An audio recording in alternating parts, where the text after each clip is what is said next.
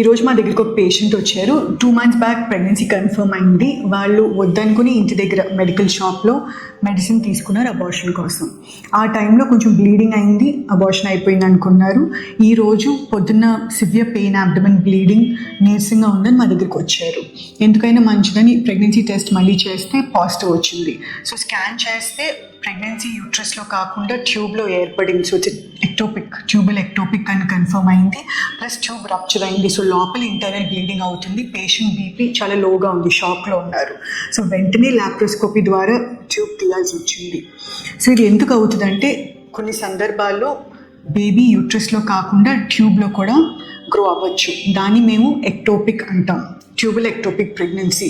So ఎవరైనా pregnancy వద్దనుకున్నప్పుడు వాళ్ళు గైనకాలజిస్ట్ని consult చేసి స్కాన్ చూసుకున్న తర్వాత ప్రెగ్నెన్సీ లొకేషన్ ఎక్కడుంది, యూట్రస్లోనా లేకపోతే వేరే చోట ఏమైనా ఇంప్లాంట్ అయి ఉందా చెక్ చేసుకోవాలి. ప్లస్ అలాగే వారాలు, జెస్టేషనల్ ఏజ్ కూడా చూసుకోవాలి.